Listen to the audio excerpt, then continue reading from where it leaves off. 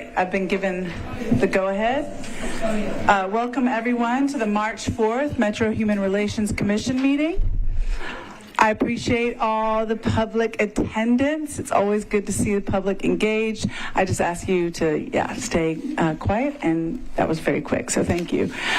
We have quorum, so I'm going to get going. Let me pull up my agenda. Calling this meeting to order.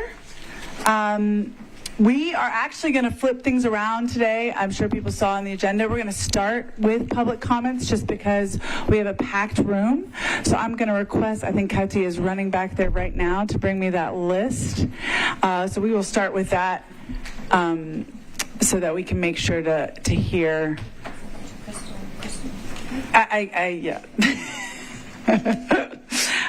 So we can make sure that we have time for everybody. Thank you so much. And remind me, how much time does every individual have? 2 minutes. 2 minutes, okay. And Crystal is going to keep time. Excellent. And I'll give a 30-second warning. Okay, did everybody hear that? So if you're up for public comment, you get 2 minutes, and Crystal's going to give you a 30-second warning. And then we'll just move through this. So without... Excuse me, Madam Chair, if there is in excess of 10 minutes, then you all would need to make a decision of whether or not you want to extend that. And that would need to be on the record. It's in excess of 10 minutes already. So we've got about 9 people signed up, and that would be about 18 minutes. So we'll just see how it's going in terms of timing, and then I can extend it to make sure that we hear everybody. But this is why we moved it up front, so we want to make sure that happens. So without further ado, if there are no questions from the commission, I'm going to invite Molly Secours to the podium. Thank you. Hi. You might have to push it if it's not on the button.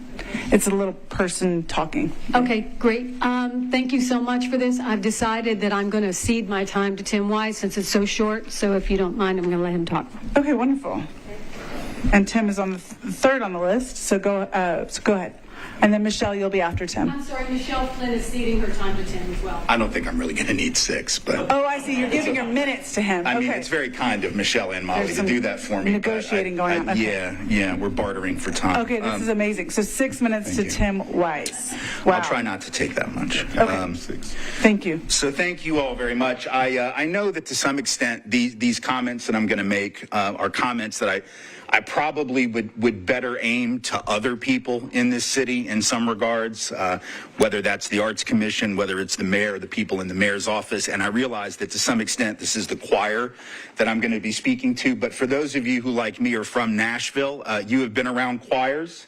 And you know that choirs need practice because sometimes they are singing and they are completely off key and they are not singing with one voice. And so I think it's important that maybe when it comes to issues like those in front of us regarding racial equity, we should try to speak with one. I am a native Nashvilleian. I've been here for 45 of my 55 years. And as I grew up in this town, I was always very proud of this city's civil rights history, even when the city didn't seem to be. We didn't talk about it much in school. The city leaders didn't talk about it very much, but I was always proud of it. And as a white man with far too few other white men to admire from that period, one such person that I did was Mayor West, who was brave enough when Diane Nash confronted him so many years ago and asked him, do you think, regardless of what the law says, and she asked him in front of cameras, and she asked him, knowing the possible backlash that he would receive, do you believe segregation is wrong, or do you believe that it's right? And he acknowledged, in spite of the risk to himself and to others like him, that things needed to change. This was just a few years after the bombing of Hattie Cotton. It was just a few years after the bombing of the Jewish Community Center, which was targeted, as you know, because the head of the school board was a Jewish man who had laid the groundwork for desegregation. So in the midst of all of that, this white Southern mayor, very much alone among white Southern mayors, was willing to say what was right and what was wrong, regardless of the backlash that he might face. And yet here we are, right, over 60 years later, and we are facing not only in Nashville but around this country, certainly in the state of Tennessee from high places, backlash from people who are afraid. They are afraid of cultural change. They are afraid of demographic change. They are afraid of social and political change and having to share some of the power and the resources that they have been able to hoard for so long. And so they attack any effort to promote inclusion or diversity or equity in the schools, the workplace, and now even in the arts community. Or worse, they swear to us that they support those changes. They swear to us how progressive and open-minded they are, that they too want to fund that change until it means taking some of the money from their well-funded and wealthy institutions that I beg to remind you could probably survive without a penny of taxpayer dollars, because then suddenly change is too expensive for them. And then they target the people who have been brought in to expose the hypocrisy and to expose the bias of people in power and seek to remove them from their positions of authority rather than removing the bias being exposed. In the case of this city's attempt to revoke prior promises made for a more equitable funding of the arts, they justify their actions. Worst of all, they justify their actions by referring to a Supreme Court decision that they either don't understand or they understand fully, but they would rather lie to all of us about what it does and doesn't say. Because indeed, I will tell you, if this city continues to employ lawyers who actually believe that the Supreme Court decision banning affirmative action in college admissions somehow means that you can't fund more equitable arts distribution, they need to get new attorneys. Or they just need to get a better, what is it called, Google machine, so they could just look that shit up. Because if you look it up, you can read the decision for yourself and realize that it has no applicability except the applicability they choose to give it. They know full well these arts grants were never allocated solely on the basis of racial identity. They were based on the size of the organizations, the capitalization, the resources. In other words, the decisions were money-based. Not only is that not banned by the Supreme Court decision, the decision actually holds those kinds of policies up as an alternative to race-based affirmative action. Now, some of us think we ought to do both, that we ought to have both race and class-based affirmative action and equity. But even if you accept the logic of the Supreme Court decision, we all know full well that it has nothing to do with this. There are liars and lawyers, and I know that is redundant, but there are liars and there are lawyers who hide behind their deceptive interpretation of these rules. The decision to reverse that prior funding commitment isn't about the law. It's about cowardice, and it's about systemic racism. And the insidious thing about systemic racism is it never requires anyone to actually be a racist at any conscious, bigoted level. Systemic racism is simply the pattern of inequality and exclusion that can be maintained behind a veil of innocence, which allows us to find colorblind reasons for maintaining the same color-based hierarchies we've always had. But whether those are the fault of segregationists back in the day or people who simply are too scared to question those hierarchies today, the effect is the same. I think that this city deserves better. It deserves better legal advice. It deserves better vision. It deserves better ethics. And listen, if we need to have a bake sale to make sure Cheekwood has enough money, then I will go set up a table in front of that pretty little bronze horse at the end of Belmead Boulevard, and I will do it myself, although I guess they'll arrest me because it's Belmead and I can't ask for money in Belmead, but you understand that I'm willing to help. That's tough. I will put myself out front and center to do it. Somehow, however, I figure that the well-funded will do just fine without my help. They always do. You got to wrap it up. But if I can lend my voice to those struggling for a place at the table, I'll do it. I hope you will stand with them. I hope you will direct this city to do better by the people against whom we have done wrong for so long. Thanks, y'all, so much.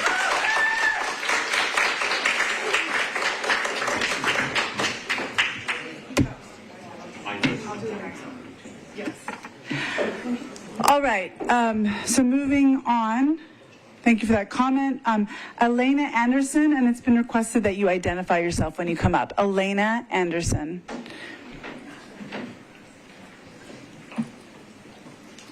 Hi there, my name is Elena Anderson. I'm a resident of Davidson County, and I'm an artist and community organizer, and I'm going to cede my time to Lydia Youssef. Okay. Christine Hall is also on that list, and she wants to cede her time to me as well. Could I just have the full 6? to make it easier for Requiring some everyone. math for me today. Okay, Yeah. so Christine, Christine Lydia, Hollis, and yeah. Elena are the same. Okay. And please introduce yourself, and we're ready to And go. if I could get 2 and then 1 and something at 30. 2 minutes left. 1 minute left and then like 30. Yeah, thank you. All right, here we go. Okay, my name is Lydia Youssef. I'm one of the complainants on this Title VI complaint.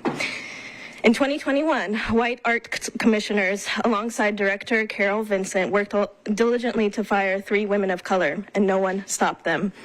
In 2022, Metro Legal hired Luther Wright to investigate claims of reverse racism and toxic work environment after a white Metro Health Department employee complained that Director Stephanie contributed to a letter on the effects of racism on BIPOC health, something that is scientifically proven and is a medical fact, but was debatable at the health department where we're standing here by white supremacists. White supremacists won, and Director Stephanie left, and the Bureau of Health Equity, funded by millions of federal dollars, went away and collapsed. We don't know where that money is. In 2022, also, Metro Legal illegally bypassed the democratically elected body to allow MNPD to purchase Fusus surveillance technology with our tax money. Finance helped cut that check.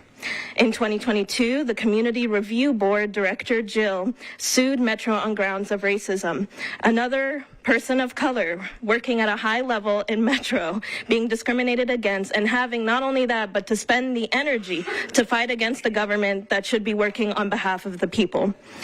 Now here we are, 6 months after the defunding of Thrive Artists, and both Metro Legal and Finance and the white commissioners are at it again. Commissioners claim they don't know whether Thrive Artists report or if it's gone to individuals before, even though at multiple commission meetings, Director Daniel Singh has corrected them on multiple points, but they continue to derail meetings. Finance is calling for an audit in which they've already drawn a conclusion without seeing the evidence, saying this brown man is incompetent. The work he has put into place is not sustainable for taxpayers, toxic work environment. All of this, as the great writer Toni Morrison said, is a distraction. White supremacists will keep moving the goalpost. Daniel Singh is not the problem. A brown man is not the problem. Tale as old as time, racism is the problem. They will say the solution is an apology. Actually, former Commissioners Marianne Bird and Jim Schmidt, before they voted to defund working class and BIPOC artists, approached me during that August meeting after my public comment. And each of them gave me patronizing words like, wow, we love your work, would love to support, would love to be on this newsletter, and we should be funding organizations like yours. Why are you not applying for funding? Not even an hour later, they pulled to defund our organization on the basis of race, claiming they were confused, but they had multiple page scripts that they pulled out with awfully specific information. Janet Kurtz then approached me, another Metro Arts commissioner, even approached me and apologized in the hallway for defunding us and waited for my response back. I don't want the apologies. They will also come up and say a solution is another DEI roundtable, another disparity study, another trickle-down economic theory, which is what Thrive was. The idea that BIPOC artists have to work with white institutions in order to get Metro Arts funding. This was done before Daniel Singh, and that was the big shift this year.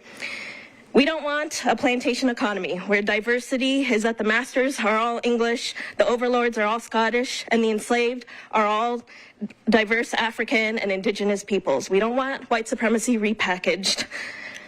Right now, Crumbo is acting like a mafia leader, threatening working class artists via fascist newspapers like The Banner and The Pamphleteer, saying, if y'all want the money, artists, you have to let Daniel Singh go. You have to stop the equity work. Crumbo and Dietz on Monday went as far as to suggest and threaten taxpayers with abolishing Metro Arts and privatizing our tax dollars. That's what's at stake. There's a reason why Nazis marched freely and openly in Nashville, not in Atlanta or Houston or LA or Dearborn. For them, this city is comfortable. They have to be represented and protected by the highest orders. I am asking this commission to not watch this happen, to not enable this, to not represent and to not protect white supremacy. The mayor, as of now, won't do that. He's waited 6 months. He's allowing white supremacists to do what they do best, funnel our taxes, our wealth to their friends because they donated to his campaign. The longer people are made to suffer by this government, the louder the cry, and the greater the threat to Metro's stability and legitimacy because the people will always win. MLK said, "The arc of the moral universe is long, but it bends towards justice." And I'm going to read Marlos Ivan's email to us at Arts Equity Nashville with his public comment.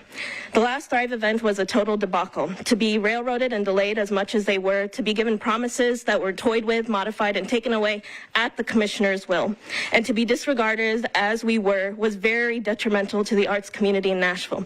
For instance, my project budget was slashed in half and was forced to slash the project in half in terms of crew, cast, vision, and the future.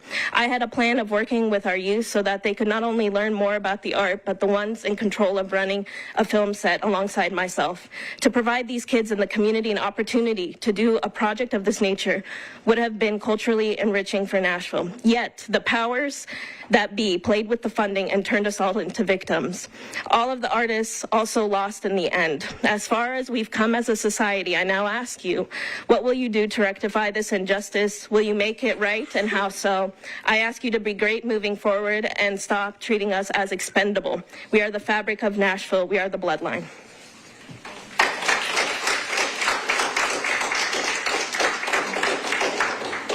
Since 6 plus 6 is 12, as my vice chair has demonstrated to me, I need to request more time already. So I'm going to ask for another 10 minutes so we can continue. Commission. All right. Yes. Do a motion. Okay, can I get a motion? Motion. Fixed time to 10 minutes. Approved. Second. Anyone against or abstain? Okay, great. So the motion so moves. We get 10 extra minutes. And now I'm going to invite Robert Jones up to the podium.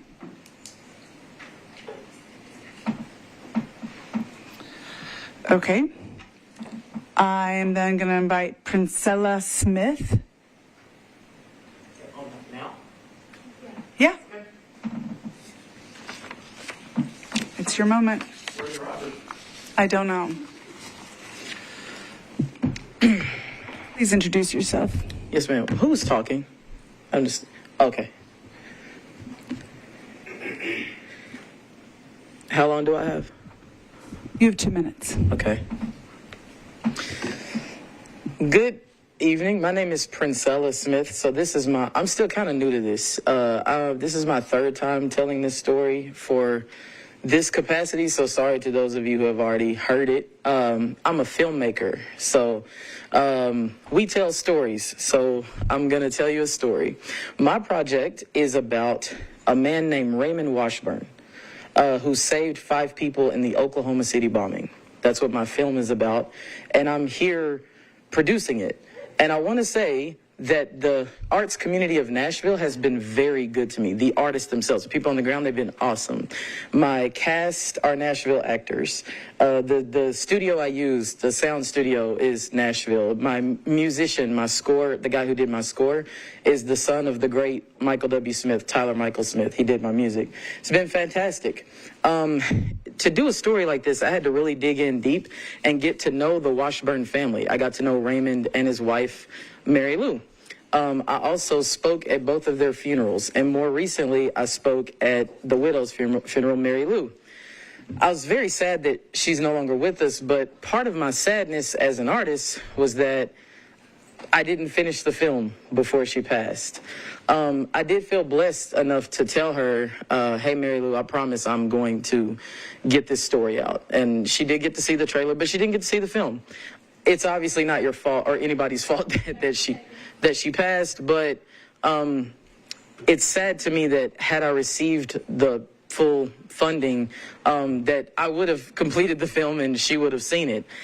More directly to Nashville, so I'm a former college basketball player, so I was very good. I'm from Arkansas, I'm not from Tennessee. I was very good, and that doesn't mean that's why I was good. I'm just explaining. You might not know who I was because I was famous in Arkansas. One thing seriously? Okay. I had a good line there. Y'all not gonna let me get that line out?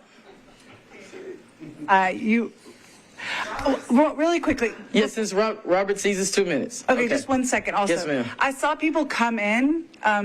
If these are people that want to give additional public comment, I need to know because we have the list here. And then I'm fine for you to, Robert sees this time to, okay, Princella. Okay, so go ahead. Thank you. One thing I noticed about athletes and artists, we have a couple of things in common. One, we need applause. Right, we need cheers. So I have people that I send different scenes of my film to as we're going, and they tell me, "Good job, Princella." And when I found out that I wasn't getting my funding, you know what I felt like? I felt like I was walking onto a basketball court in a home game, and everybody was going, "Boo, boo," just booing me on my home court, which has never happened to me, by the way. Secondly, we're competitive. Artists are competitive and athletes are competitive. So several people who've heard me speak already have heard me say, I'm going to win an Oscar. Now, that sounds lofty, but in your city, Nashville, which is why I'm here, you have an Oscar qualifying film festival. So the little girl from Wynne, Arkansas can drive 4 hours up and compete in your film festival. People come from all over the world to compete in this film festival. Now, y'all, my animation, it's really quite good, and I have a chance to win Best Animated Short, which means that nobody Princella Smith, not having low self-esteem, meaning I'm not famous in this arena, can compete for an Oscar if I win that category. And here's the thing, I'm going to win. So I need the money to finish it. I want to quote Michael Jordan. I told you I'm an athlete. I love LeBron. I'm sorry to all y'all, but Michael Jordan is the greatest basketball player of all time. And Michael Jordan said on that documentary that kept us entertained, is it time? 30 seconds. Okay, he said, one thing about my teammates that they'll tell you is that Michael Jordan never told us to do something that he didn't do. I'm not asking people to do something that I haven't done. I have driven Lyft, Uber, DoorDash. I raised money. I raised $41,000 just calling my friends, and I said, hey, I know it sounds crazy, but I'm about to win this Oscar. Will you give me some money? I've sent out mailers. I'm not asking for something that I haven't done. Put in my own money. I think y'all got it.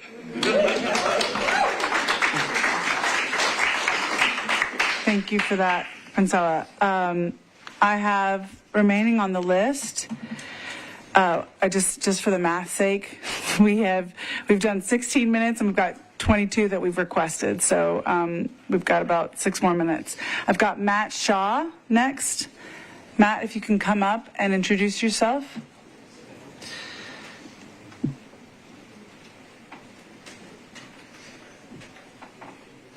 Hey there, Matt Shaw.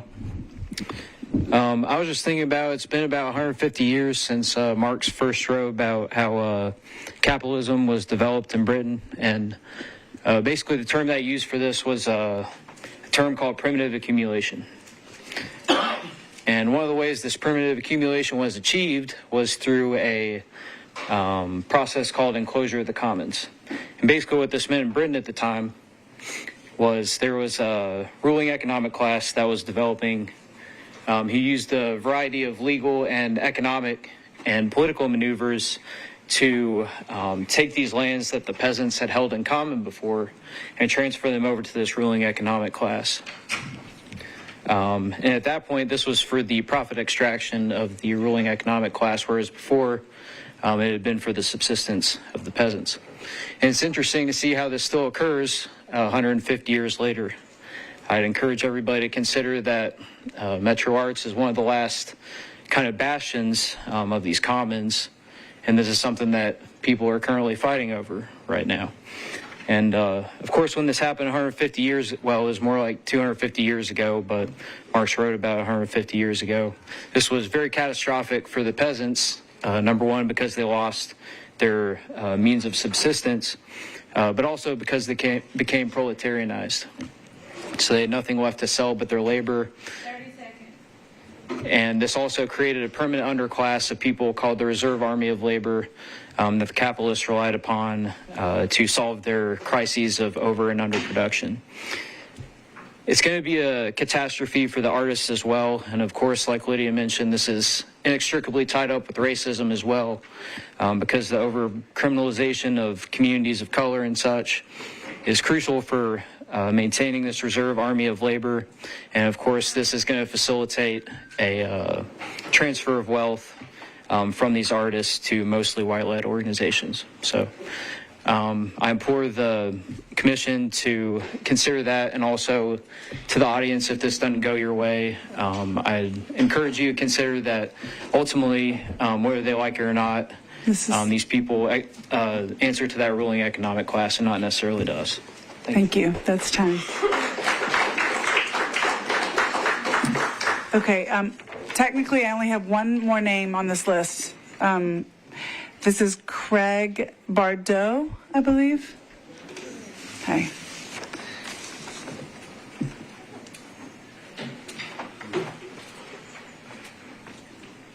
Good evening. My name is Craig Bardot with PSL Nashville. I think I could just echo what everyone has said. The thing that strikes me is Metro Law Department has been lauded by Mayor O'Connell for its taking on certain projects to battle against the state. 4, in fact, he mentions. But there are 2 in particular that the Metro Law Department seems to have gone sideways on, and there's not enough to do make a generalization. The sample size is too small, but there's certainly a bias in terms of there seems to be a bias in terms of the kinds of projects that Metro Law is willing to take on. The Community Oversight Board won 141,000 votes from the residents of this city.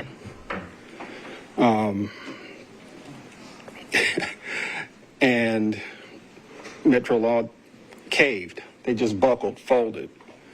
That is now a community review board with no teeth. And I watched the first meeting. It was like a funeral. Thank you. So, and then in this case, there seems to be concern from Metro Law about a phantom plaintiff with regard to what might happen because of what they are calling related concern about affirmative action in college admissions. Apples and oranges. But last thing I'll say is that I played basketball too, played for the national championship Indiana Hoosiers. I'm from Illinois, and Wilt Chamberlain is the GOAT.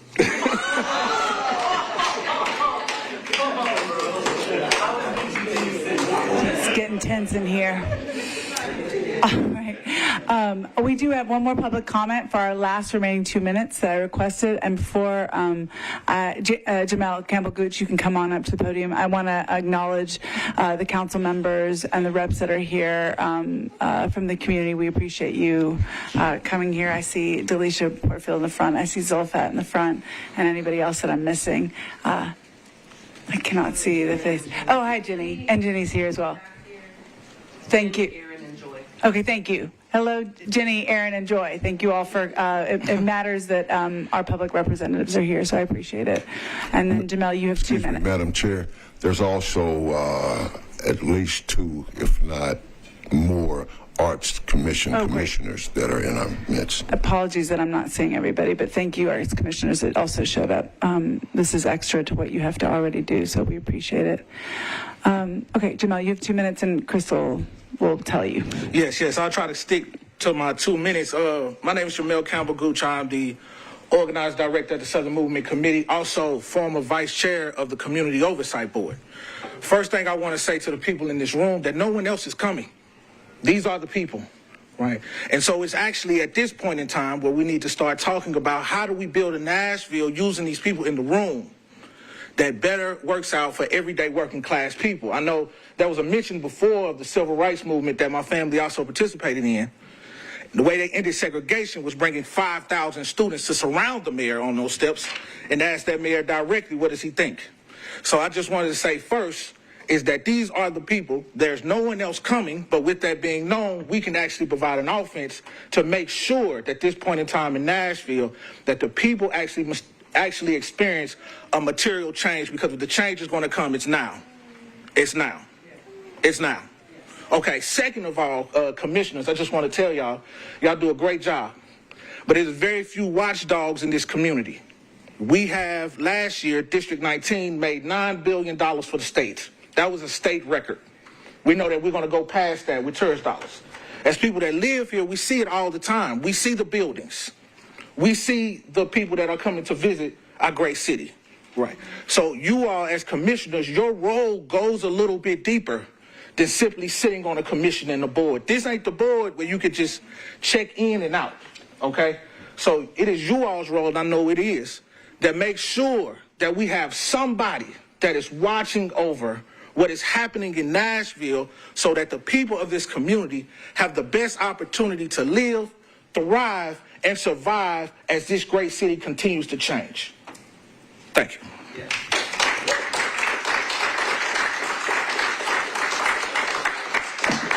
All right, thank you. I want to make sure that that's all the people that wanted to stand up and speak, including any council members that also wanted to speak.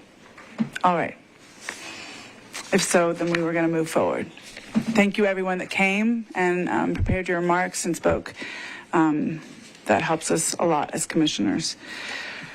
We're going to do some of the boring remedial stuff and then get back to the more substantial work. First, really quickly, I would like to request my commissioners to review and approve the minutes so we can get that out of the way. That's very important for us to move along. Okay, we've got to move. Can I get a second? Second. Thank you. Any abstentions or against? Okay, excellent. So this is my gavel. That's been moved. That motion has moved forward. And then the second thing is the financial update, which is usually very uneventful and the same every month. So is that the same case today? Yes, it is still unfortunately uneventful. Yeah, okay. And unfortunately uneventful. So thank you for that. And now we'll go back to our business. I would like to also just request really quickly that we move some things around here, just given the crowd and the main business we want to achieve here today and looking at our time. I would like to request that Ashley and others present the arts complaint first. We can deal with the rest later, and perhaps the public doesn't want to stay for the boring stuff. So I would like to request that. If everybody's okay with that, we'll move that up. Everybody's good? I'm seeing nods. Okay, we don't need a movement on that, but we're going to move that forward. So, yes. Yeah, go ahead. I'm waiting on you. I'm ready for staff to take this. Thank you. All right. Thank you, Madam Chair. If there's in the presentation that Ashley is going to give, if there's any typos or anything, it's my fault in that we have been in the crucible of the public interest and everything about getting this done, and in an effort to do it as quickly but also as thoroughly as possible. We would have preferred to have possibly even done this coming up in the next month. But here we are. And as you know, that this has been an issue of great discussion. We are singularly focused on the complaints filed by the individuals who were awarded grants and then either had their grants cut in half or taken away. There are other investigations going on at Arts. This has nothing to do with any of those. So Ashley's going to run you through a overview of what's in those 55 pages, and then Mel Fowler-Green, our counsel, will also share her analysis, and then we'll come back to me and we'll wrap that up. Ashley. All right. Hi, everyone. Ashley Batchelder. I serve as our Director of Policy and Research. Let me tell you what I'm going to tell you and what I'm not. So our last several commission meetings, we've talked about the process that we've used, how many people we've talked to, the materials we've reviewed. I'm not going to redo any of that. It is in the report, as you've seen before. And we've talked about the historical inequities in Metro Arts before, and so I'm not going to do that again today for the sake of time. And so I'm going to start by telling you, for the audience as well as for our commissioners, where we are in the process. So this comes from our rules and procedures of the Human Relations Commission, of how we respond to a Title VI complaint, our process. So of course, a complaint is filed. That happened on September the 29th of last year. We received that by mail. We reviewed the content of the complaint. We brought the complainants, multiple, in for a staff conference. That's when we finalized the report, or the complaint. We did that on October the 23rd.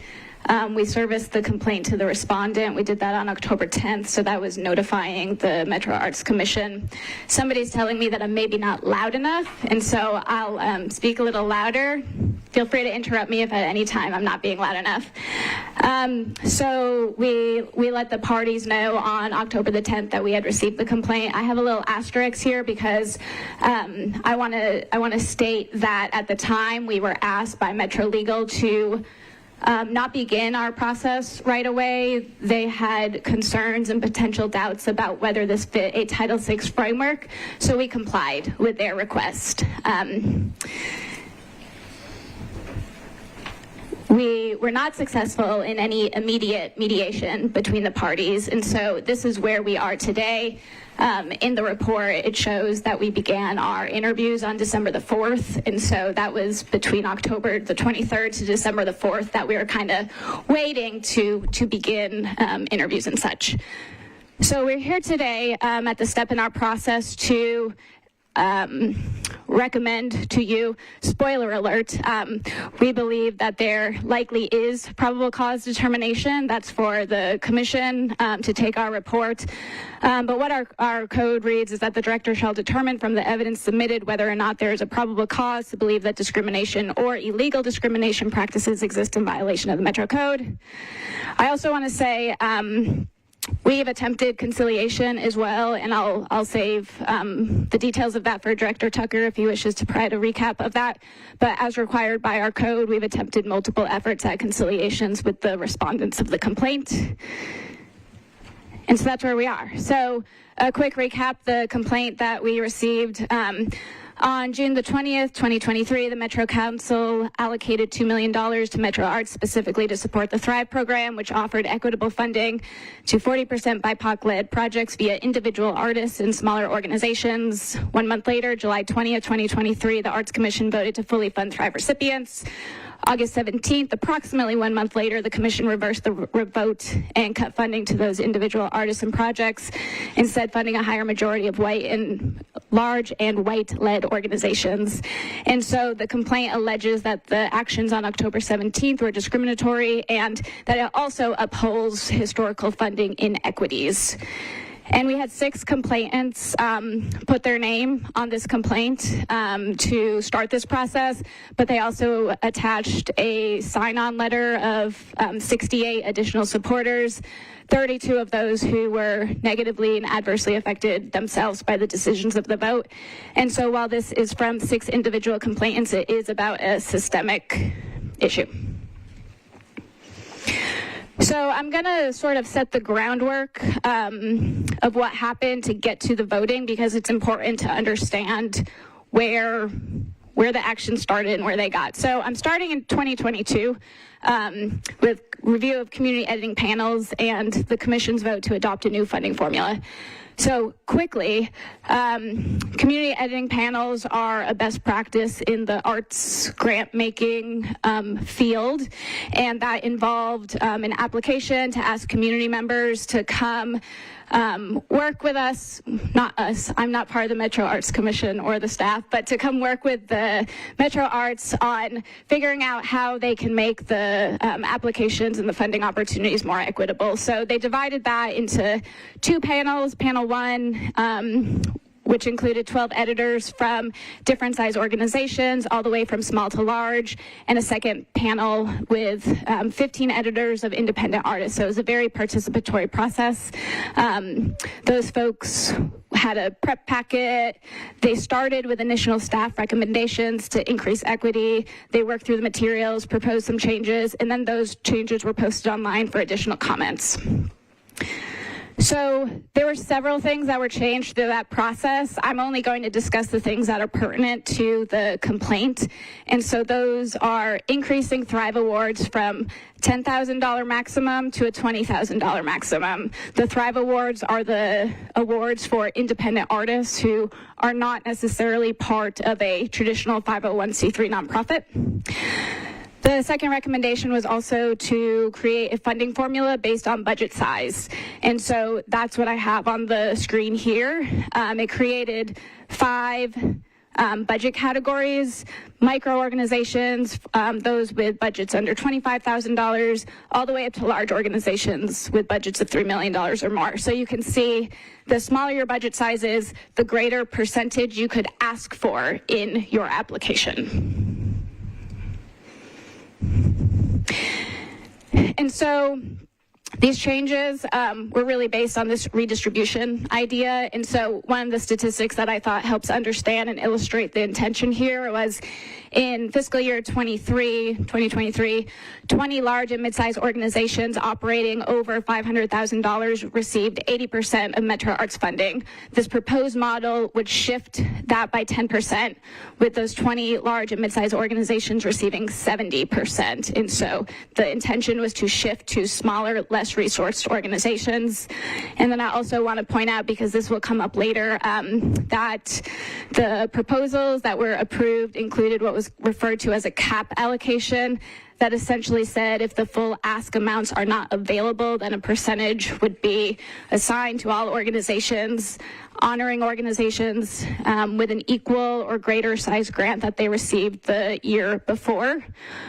All award allocations will be based on Metro Arts funding availability. So the commission had this proposal in front of them in December 2022. It was recommended by the Grants and Funding Committee, and then it was approved by the full Arts Commission at a vote of 9 in favor, 1 against, and 2 abstentions. And so I walked through the voting patterns and records later in the presentation, so I'm not going to go into the details right now on that. So that was approved in December. That sort of sets the groundwork for the new applications that rolled out in 2023. So we are into 2023. I'm going to briefly talk about the applications, the Metro budget, the votes. So applications opened in January, they closed in April. There were 92 organizations that applied, 155 artists that applied. There was a grant review panel. This is when applicants made their case for their proposed projects and when they were evaluated based on review panels, and that determined whether somebody qualified for funding or not. So this is at the individual applicant level. And so you see the numbers here: 88 organizations were eligible and 131 Thrive applicants were eligible. So we've got a lot of people. That are eligible for Metro Arts funding. The way I've been told is that the arts staff and then just word of mouth in the arts community about the positive experiences with Thrive and the changes, it really increased access and interest and knowledge that these opportunities were available for people. So Metro Arts needed more funding from the budget in order to fund the demand. And so this is when, if you remember, the 1% for the arts messaging, the mobilization to increase funding for the arts. This is just a snip from the Tennessean. And what it resulted in is a $2 million amendment that was passed by the Metro Council in June of last year. And I'm going to read the amendment because it's important to the story. So this was when Councilwoman Toombs, who was the main sponsor of the amendment, spoke on the council floor about the intent of the amendment. She said it was clarifying the language to give Metro Arts Commission the leeway to open up the funding to a greater variety of organizations. As written, there was concern from Metro Arts that it would restrict them, and if they really wanted to open it up for funding for Thrive projects, that goes to smaller organizations and led by people of color, so they just want to make sure they have that equity so they can truly affect the equity piece. When this refers to opening it up, this was originally in Mayor Cooper's budget to be a capital grants expense that would go to a small number of, I believe, downtown organizations. And so it was rediverting it to have operating costs for the department to meet this high need, especially for Thrive projects. Can somebody bring me my water? Okay, so that was in June. We're 1 month later at the Arts Commission meeting. So, thank you so much. Even with the budget that was approved by the council, it was about $1.9 million short of fully funding all Thrive and general operating grants, according to the December funding formula that I showed before, so those tiers of micro through large organizations. And so the commission was challenged with having to make decisions about how to allocate resources when not everybody would get what they were told or get what they were eligible for. And so these are called funding scenarios that you've probably heard some about. They're different ways that you can distribute the funding that you have. They all equaled roughly about $4.6 million. So that was the pot of funding available for these awards. And so this process was led by a consultant, Dana Parsons, who is known for her work in this field. And she did one-on-ones with grant committee members about how to develop these scenarios. How can we live this commitment to the equity that we talked about in December? She had a pre-recorded video. She had a public meeting to talk about these scenarios that she created. So this is our introduction to a funding scenario. And so the scenarios are down the columns. How many are here? 1, 2, 3, 4, what's 6? A through E. And the way you read a scenario is to go down the column, like I just said. So I'm just going to highlight a few pieces to look at to help you understand how this worked. So each scenario first identified a percentage that would be allocated to fund Thrive projects. So that was fund 100% of the Thrive ask, 75%, 50%, and then it gave the dollar amount for that. And then the remaining funds were used to distribute to micro through large organizations. Again, these are the categories that we saw and that we approved in December. And they offered sort of different percentages of how to fill in those numbers of the requests. So, for example, scenario A was 80% of the formula that we looked at before. BIPOC impact and white impact. This is one of the key controversies in this story.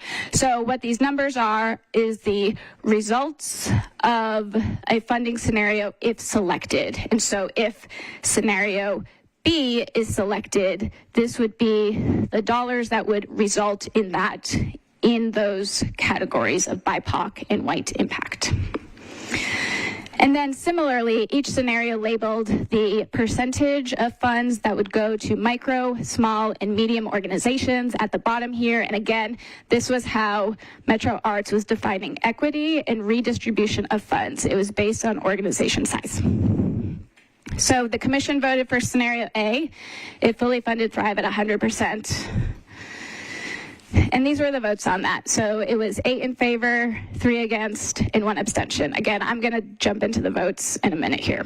So the next day after the commission meeting, how's my pace? Am I going okay? Okay. The next day after the commission meeting, there was an email sent from Jonathan Sad, who was the grants manager at the time, and I want to point out a few things that stick out to me when I'm looking at this email. So the commission voted for scenario A, and it was attached a link to it, so everybody could look at it, see where you fall. If you're a Thrive applicant, we get 100% of your project funded. And then it said that there are several issues still being worked out due to the shortage of funding as appropriated in the Metro budget. I'm still not really sure what exactly that is referring to, because each scenario totaled the same amount, and it was the funding that was available for grants. A portion of our funds will not be available for distribution until after January 1st, 2024. So that's referring to a detail I'm not going to go into, but this is the issue that's been at hand as one of the reasons for some of the delays. And we will be sending out award notifications with instructions early next week. And so that never happened. And so in the midst of this was a lot of frustration, I think, from applicants who never got that information a week later, and so then began to wonder what is up. So I'm going to talk about the ways that Metro Legal came into the story here. So I'm going to do that through looking at what was said at commission meetings, in communication between commissioners and legal, and the executive session and the accompanying memo. So in the July meeting, there was a couple of questions raised, and so Commissioner Cheek said, I have a question for legal. I got nervous when I saw the Thrive BIPOC and BIPOC impact and Thrive White impact, particularly with the Supreme Court's race-based case. Are you comfortable that what we're doing doesn't violate equal protection? So Tessa Ortiz-Marsh was the legal representative presiding at the meeting, and so she said, legal is currently analyzing. We've given the Arts Commission and the director guidance with last year's process. I'm currently working with Dana on this year's process. Legal is currently analyzing the most recent decision and how we can affect organizations. I don't know if anybody knows that AG Scrimetti also released a statement in the last week, so I can't give you a current concrete answer because the statement is something that we're still working through.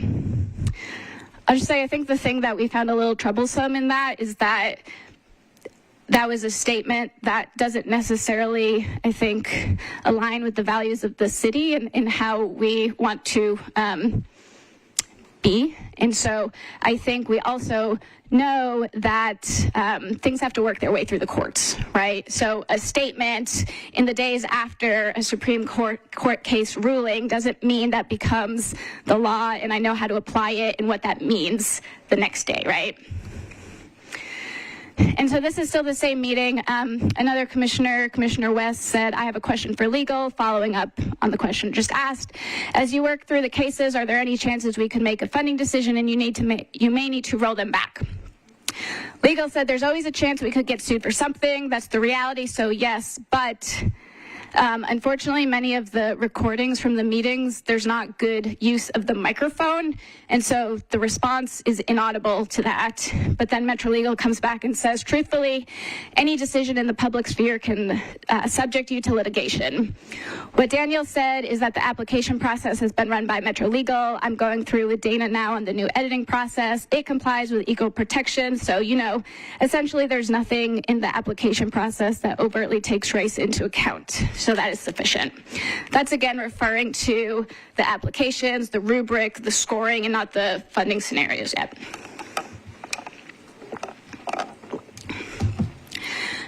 So we know that sometime likely between July 20th and 24th, so the day of the meeting up through the next 4 days, that Commissioner Cheek placed a call to Legal Director Dietz to express his concern over the legality of the vote. And then July 25th, so this is 5 days after the commission vote, Laura Fox from Legal sent this memo to Director Singh and a small number of staff members a few minutes before she had scheduled a WebEx, a virtual meeting with them. And so this is a 7 sentences, I believe, memo that says, I'm going to start in the middle. Race cannot be used as a way to distinguish between applicants. The Equal Protection Clause forbids treating people differently because of the color of their skin. Preferences for one race over another may not be used to remedy effects of societal discrimination. Racial balancing is patently unconstitutional. People may be treated differently based on individual skills, differences, abilities. They may be treated differently based on where they live. Grant makers may consider an applicant's discussion of how race or other societal issues affect his or her life experiences, but a decision may not be made on the basis of race. And so when I spoke with staff, I think there was a lot of confusion around how does this apply to what we just voted on 5 days ago, especially after the applications had all been approved by Metro Legal previously. So one more email. So that was July 25th. We're up to August 7th. And this was the next email that was sent communicating with the grant applicants from the grant manager again. And the line of interest here is we are currently incorporating information back into our process that we had received from other Metro departments. Our plan is now to create adjusted scenarios based on the current feedback and re-present these recommendations. And so it wasn't clear in this email that it's possible that different outcomes might be on the table, that the decision that was made on July the 20th was potentially going to be pulled back. That was not explicitly stated, and there was definitely some confusion about that on the recipient side. And then I'll also just point out, this happened after the issuing of the memo, but the Arts Commission had not made a decision to rescind their vote at this time. And so August 11th, this is 4 days in the timeline. There was an executive session with Laura Fox and Tessa Ortiz-Marsh of Metro Legal. And so there's an exception for attorney-client discussions according to the Tennessee Open Meeting Act. So I'm going to read what that is. So you are allowed to have a closed executive session. So executive session means that members of the public are not invited and often not aware because it's not publicly noticed. So the exception in order to do that is that the meeting must concern litigation that has already been filed or that is likely to be filed and to which the county is or will be a party. That's one. And two, the private meeting must be limited to discussions between the attorney and members of the public body regarding the public body's legal options, and no discussion between members of the public body as to what action should be taken can take place. So this is what allows you to have a private meeting. So the stated justification for the meeting was two things. First, that the process was unconstitutional because it named the racial impacts of the various funding scenarios.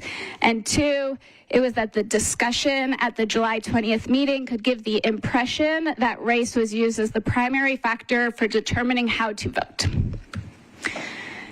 So I'm going to bring the voices of commissioners into the story now, and if you bear with me, I'm going to read brief quotes from every commissioner because I think it's important to know how everybody understood this, responded to it, and the such. And so these are sort of the four categories of how I categorize people's stories that they told me. So these are people, commissioners, who refuted or challenged or really questioned the applicability of the advice that was given to them. The whole race thing for me was never an issue. I was totally comfortable with what we voted on. What I heard was, you guys could end up before a judge over this decision. Someone else said, how about we just revote exactly how we voted the first time? Someone from legal said, judges are not stupid, they'll see through that. It was definitely said you could end up in front of a judge. 100% that was said, absolutely. That was from Commissioner Polycarpou. Commissioner Lev said, just because something benefits people on race doesn't mean it's unconstitutional. I didn't vote solely on race. We really weren't given a full explanation.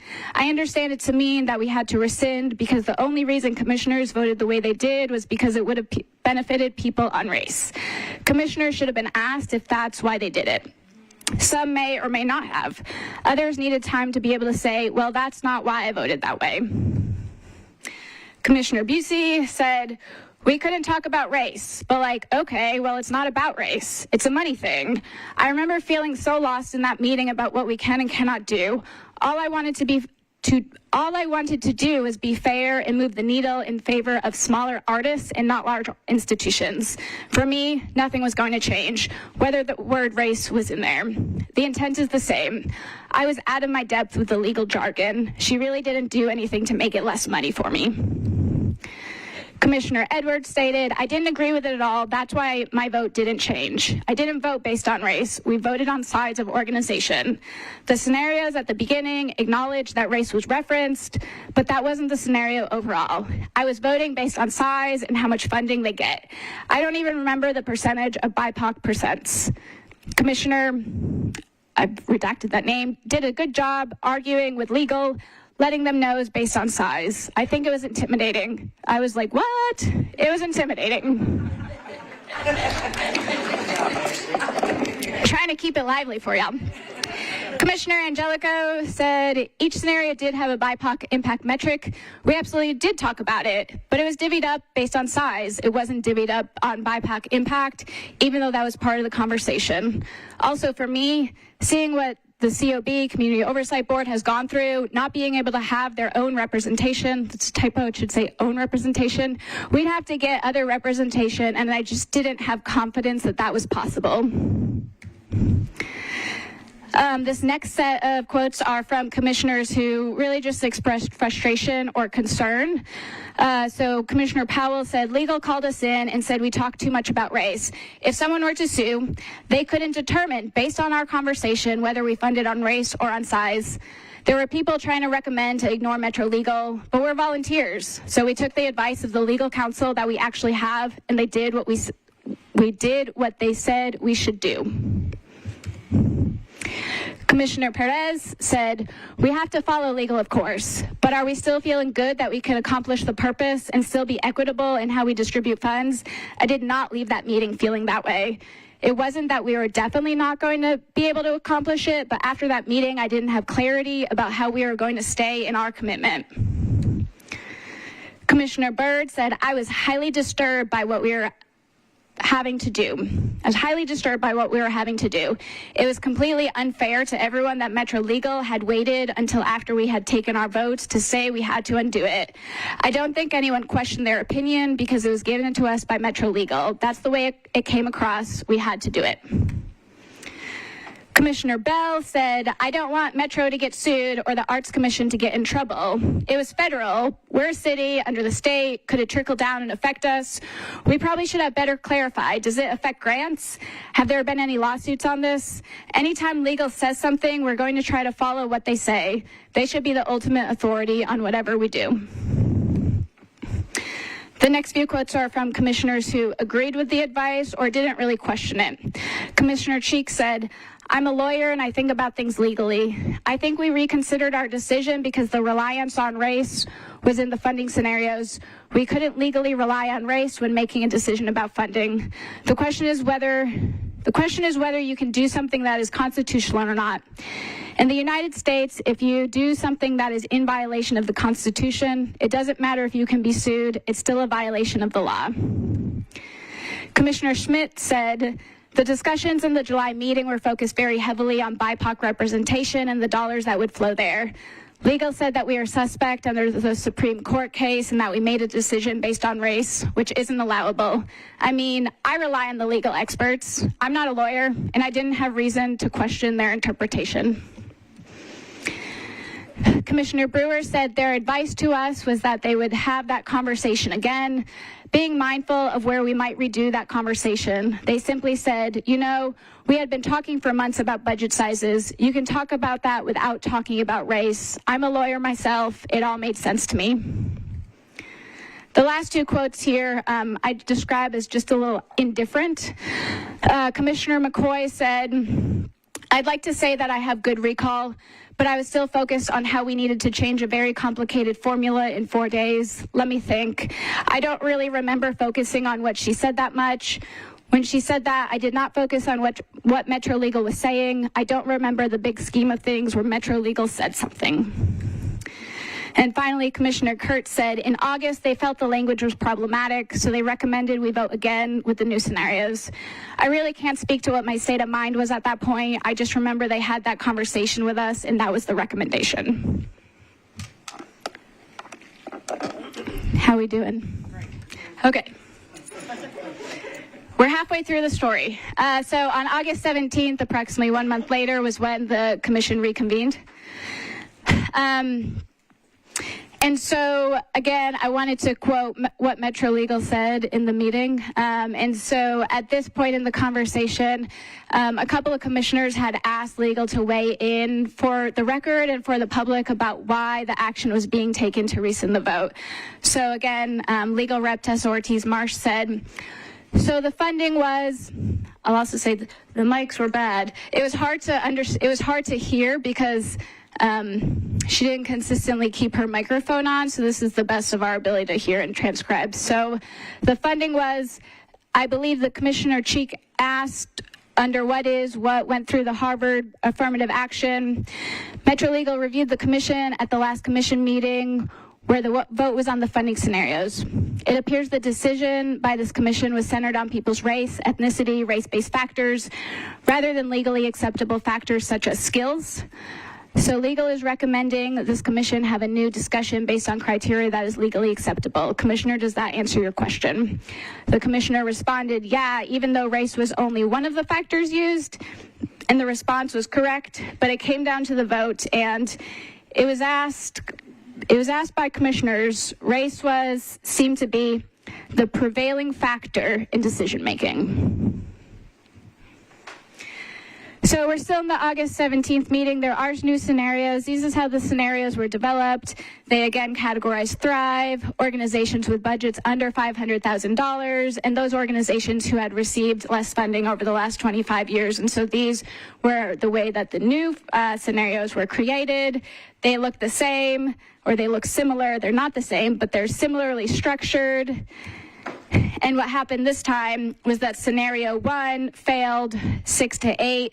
Scenario 1 would have funded Thrive awards at 100%, similar to the previous month, and instead scenario 4 passed, which funded Thrive percents at 50%, and it kept the awards for the mid-size and large organizations at the same amount as the previous year, and it gave less funding to the micro, medium, and small organizations compared to the month before. These are our votes. Again, I'm going to jump into the votes more deeply, I think, in my next slide. And so this shows side by side the vote that I started with in December, the July vote, and the August vote. And so there were 6 commissioners who consistently voted for the equitable scenarios. There was 1 commissioner who consistently voted against the equitable scenario. There were 2 who voted There were 2 who voted for the equitable scenario in July and then flipped their vote in August.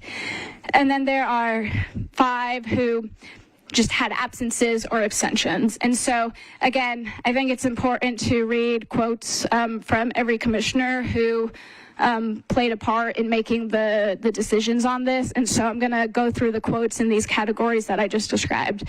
So first, the commissioners who consistently voted for the equitable distributions. Commissioner Powell, I voted for scenario A because we've been talking about this for a long time, and sometimes you have to do what you say you're going to do. We've been talking about how we need to focus on giving more funding to small orgs. It's been an ongoing conversation for the last 3 years. Some people may say it was sprung up, but it's not. Commissioner Edwards said, I'm the only one on the board who is an arts representative. For me, it was a personal thing. If I wasn't on the board, I'd have been an artist applying for a grant as a small org. I resonate with that. I've done that work in the city. Commissioner Busey said, I was really pushing toward a more equitable distribution of Metro funds to go to Thrive artists and small organizations and bigger cuts to legacy organizations. I sat back and I listened to all the organizations. Everyone made a good point, but in my heart of hearts, I knew I should stick with the little guy. Each time I voted for wanting to make Thrive participants get 100% of their money. Commissioner Perez said, because it was the most equitable scenario, I've been concerned that the funds were not being evenly distributed. It was going to have a positive impact. The day when we voted, we had a lot of people from the public come speak, making comments. It was clear why we were there and why we needed to choose the more equitable scenario. It was very explicit what the community was needing. This is the commissioner who consistently voted against the equitable distribution. Commissioner Cheek said, in July, I was not comfortable that we were spending taxpayer money in a way that we could reliably measure funding art in a way that the taxpayers are comfortable paying for. With an organization, there's a board and there's a paid staff. With an individual artist, there's none of those checks and balances. I'm not sure I ever saw a list of who the recipients were and what their projects were, who approved the projects, who was supervising the grants. If you received $10,000, who is following up with you to see what did you do? Did you go to Kroger and shop, or did you put on the arts production that you were supposedly going to do with the money? He said by August, we had heard about the specific impacts from some of the organizations and what it would mean to cut funding. It had become more personal because I was hearing from, a friend at the opera board, and I wasn't the only commissioner hearing. The mid-sized organizations, it made a meaningful impact. The next two quotes are from commissioners who changed votes between the 2 months. Commissioner Byrd said, I had completely bought into the concept, and arts had a commitment to DEI, and we wanted to support the small institutions and the most underrepresented in the past. That is what we voted for. When we had to reconsider everything and we were not allowed to take DEI and BIPOC issues into consideration as part of that process, I felt we absolutely had to go back and honor the promises that Daniel Singh made to those community members, many of whom were with the larger organizations, and make sure everyone got at least the same amount of money that they got the previous year. Commissioner Polycarpou said, primarily the discussions I heard at the August meeting led me to think we were too quick doing this and that we were going to hurt other people in the arts along the way. Some of those orgs made plans for what we decided then. It was even on the website that no organization would be given less than they were in 2023. I couldn't in good conscience think that we could just say, no, we didn't say that. That was my primary thought process. It was the timing that ultimately got me. I want you to be sure you hear me. I did not change my mind to say this doesn't count. I put my mind on hold.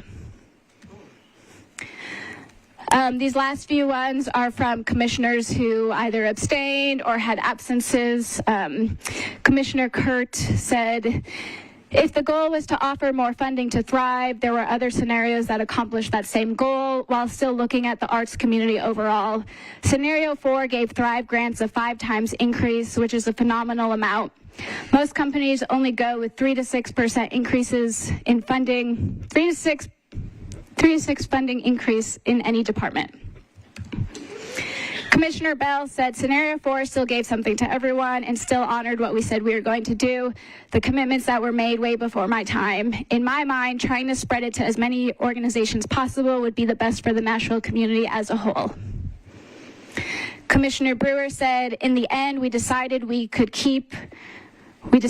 would keep our promise to not injure or defund those organizations. They pointed to the promises that was contrary to the July vote. We were saying all along that we were going to move in this direction, but we were not going to do it in this way.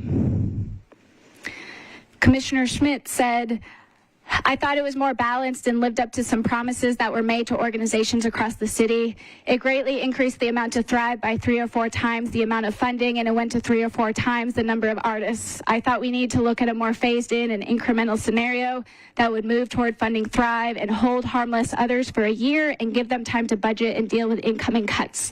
I still believe it will increase equity in a real way.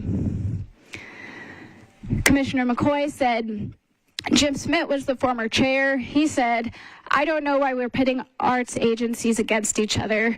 We have more money than we've ever had before, so we will be able to fund a lot of the new Thrive people. I was listening to him and thinking that made sense.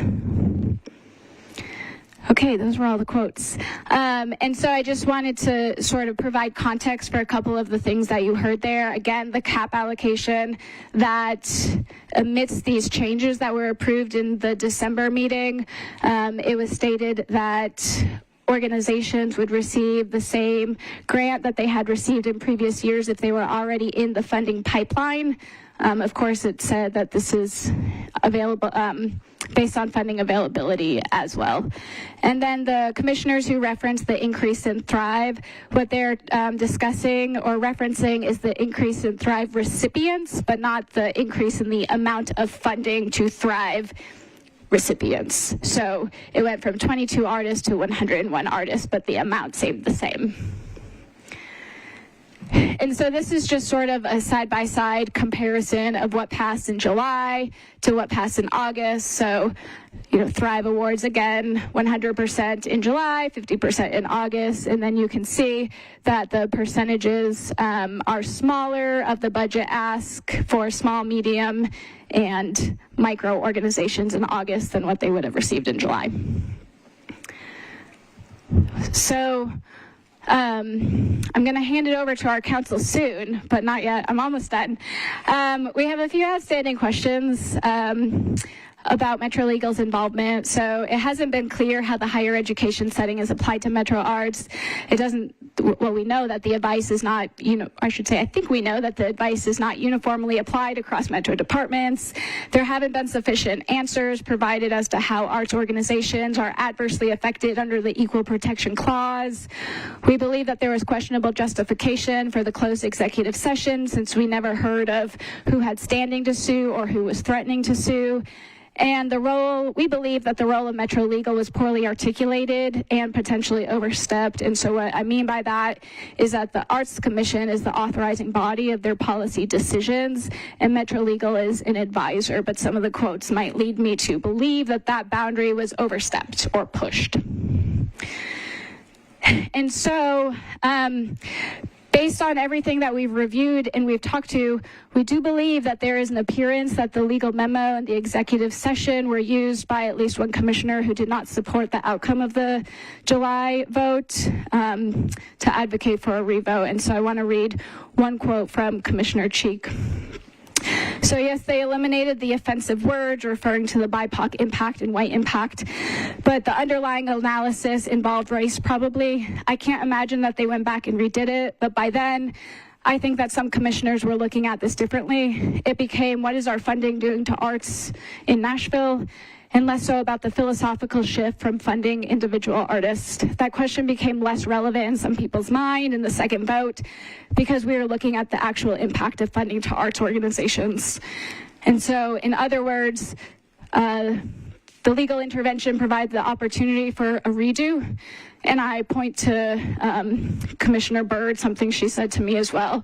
She said, I remember sitting there and having my heart pounding in my chest, but when you're asked to re-vote on something, they're not going to make the same decision as before. They're going to go back and look and review the information, and that's what happened, to completely reconsider. She wasn't the only commissioner who said, of course, when I heard that we were re-voting, of course I expected the outcome to be different. Why would we be doing this otherwise? And so to recap, so far I have covered how commissioners understood the legal advice, including several of them whom explicitly said that race was not the reason that they voted as they did. I provided a breakdown of the commissioner votes and the reasons that commissioners told me that they voted the way they did. I've read our outstanding questions about the legal advice, and I've offered our analysis that the advice offered an opportunity for a redo. And so I'm going to ask Mel Fowler-Green to come share a little bit more. And so Mel has been serving as our independent outside counsel. We believe that there is a conflict with Metro Legal providing legal counsel to us on this because of what I've described. And so a few weeks ago, or about a month ago, we obtained permission via the Metro Council to obtain outside counsel. So I'll invite Mel to come up now. Thank you, Ashley. You left your water up there. That was excellent. Thank you. Ooh. Hi, everyone. And also, I just want to comment, it's 5:20. We recognize that our meetings are usually 5:30, but this one probably will go over. I just want everybody to know that. Okay, great. Hi, I'm Mel Fowler-Green. I am the owner, managing attorney at Yesbeck Law Offices. I've been a civil rights attorney for over 23 years, including some constitutional law experience. And I am very honored to be working as independent legal counsel for the Metro Human Relations Commission with regard to this Title VI complaint.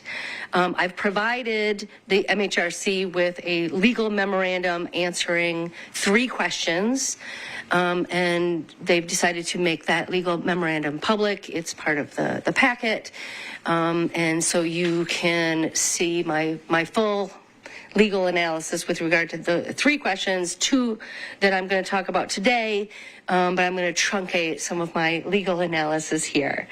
The 2 questions I'm going to address today are, did the Metro Nashville Arts Commission violate the Equal Protection Clause of the United States in its July 2023 funding allocation decision? And 2, does the Metro Legal Department have an obligation itself to comply with Title VI, or put another way, can the Metro Legal Department be properly named or held liable in a Title VI complaint? As for the first question, I do not believe that under current law, the Arts Commission violated the Equal Protection Clause in its July 2023 funding allocation decision. And in any case, that decision was certainly legally defensible, given current law and jurisprudence. The Supreme Court has stated multiple times in diverse contexts for many decades that race can be constitutionally considered in certain circumstances and in proper fashion without triggering the application of the strict scrutiny review. The mere awareness of consideration of race in efforts to remedy discrimination and its effects does not automatically equate to a unlawful racial classification. In fact, the Supreme Court has expressly suggested an array of facially race-neutral yet race-conscious mechanisms that public entities may use to meet diversity and equity goals. A couple quotes from former Justice Kennedy's 2007 concurrence in Parents Involved in Community Schools versus Seattle School District are kind of compelling here. He said, school boards may pursue the goal of bringing together students of diverse backgrounds and races through other means, including strategic site selection for new schools, drawing attendance zones with general recognition of the demographics of neighborhoods, allocating resources for special programs, recruiting students and faculty in a targeted fashion, and tracking enrollments, performance, and other statistics by race. These mechanisms are race conscious, he says here, but do not lead to different treatment based on a classification that tells each student he or she is to be defined by race. So it is unlikely any of them would demand strict scrutiny to be found permissible. Further quote from the same case.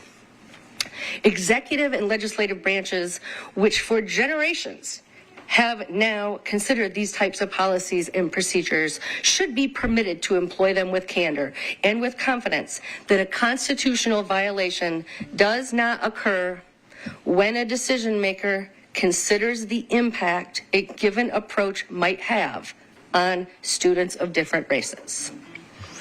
The Supreme Court recently reaffirmed this principle in Texas Department of Housing and Community Affairs versus Inclusive Communities Project Incorporated, stating that when setting their larger goals, local housing authorities may choose to foster diversity and combat racial isolation with race-neutral tools, and the mere awareness of race in attempting to solve the problems facing inner cities does not doom that endeavor at the outset. Simply put, public entities can undertake efforts to eliminate racial disparities through a variety of race-neutral means while also considering racial impacts without triggering strict scrutiny. And nothing in my reading of last year's Supreme Court ruling in Students for Fair Admissions, the Harvard case, nothing in that case says otherwise. The Supreme Court does not overrule its precedent by implication, right? If, this is from the Supreme Court, if a precedent of this court has direct application in a case, yet appears to rest on reasons rejected by some other line of decisions, the Court of Appeals should follow the case which directly controls, leaving to this court, the Supreme Court, the prerogative to overrule its own decisions. And it is arguably the earlier Supreme Court precedent that has more direct application to this granting process that was used by Arts Commission, that is a facially race neutral decision, and the Supreme Court did not expressly overrule any of that precedent or those cases in Students for Fair Admissions. I have to have a drink of water. Is my pace okay? Yes. Okay, good. So, also, in weighing and implementing these race-neutral means, acknowledging historical and existing racial disparities and tracking data by race is not forbidden. In fact, ensuring that public entities avoid racially disparate impacts requires some measure of data tracking and analysis by race. It's, in fact, considered best practice for public entities to collect and analyze demographic information in managing and dispersing federal financial assistance. And no equal protection cases say otherwise. Here, the Arts Commission has not implemented a grant program that provides preferences, goals, or advantages based on race. The kinds of decisions based on racial classification that are forbidden by the Constitution are easily distinguishable from the actions taken by the Arts Commission here. For example, the admissions program that was struck down as unconstitutional in Students for Fair Admissions, the Harvard case, that case considered race at every step of the decision-making process, and the universities admitted that race was a determinative factor in many of the admission decisions. So finally, and related to Title VI, so Title VII of the Civil Rights Act of 1964 contains the same basic prohibitions and legal analyses as Title VI does. But Title VII is about employment. Title VI is about the provision of public services. But the Supreme Court has explicitly held in Ricci versus DeStefano that Title VI prevents a municipality from rescinding a defensible decision that allegedly has a disparate impact based on race, unless there is a, quote, strong basis in evidence that the original decision was unlawful. So strong basis in evidence here means that the municipality is all but certain to lose the threatened litigation, considering its defenses and all the relevant legal issues in detail. So here, I believe that the fact investigation undertaken by the Metro Human Relations Commission, coupled with a robust legal analysis, shows a strong basis in evidence that the July 20 decision was lawful. And while it may exist, I have not seen a similarly detailed fact and legal analysis by Metro Legal to support its opinion that the July 20 decision was unconstitutional. So under Ricci, ironically, the decision to rescind the allocation decision likely creates a greater risk of liability under Title VI for both the Arts Commission and Metro Legal than they would have faced had they proceeded with the grants decision on July 20. I'm just telling you what the law says, at least my interpretation. Okay, regarding the second question, does Metro Legal Department have an obligation to comply with Title VI? In other words, can Metro Legal itself be properly named or held liable in a Title VI complaint? So first, Title VI states that no program or activity receiving federal financial assistance shall discriminate against individuals based on their race, color, or national origin. It's the recipient of those funds who is barred from discriminating. All federal agency Title VI regulations use similar, if not identical, definitions for recipient. I'll read one of them to you. Again, they're all either identical or very similar. A recipient. The term recipient means any state, political subdivision of any state, or instrumentality of any state, or political subdivision, any public or private agency, institution or organization or other entity, or any individual or any state to whom federal financial assistance is extended directly or through another recipient. Blah, blah, blah. Title VI prohibits discrimination in any program or activity, any part of which receives federal financial assistance. So when it was first enacted in 1964, Title VI didn't include a definition of program or activity. But Congress did make its intentions clear at that time. Title VI prohibitions were meant to be applied institution-wide and as broadly as necessary to eradicate discriminatory practices in programs that federal funds supported. So a little bit later, there was a Supreme Court ruling that severely narrowed the interpretation of program or activity.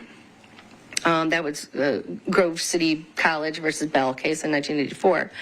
After that, Congress passed the Civil Rights Restoration Act of 1987, establishing sort of like getting rid of the narrowing that the Supreme Court had done, establishing that when an office or an operation is part of a larger department or entity, the relevant program or activity is the larger entity.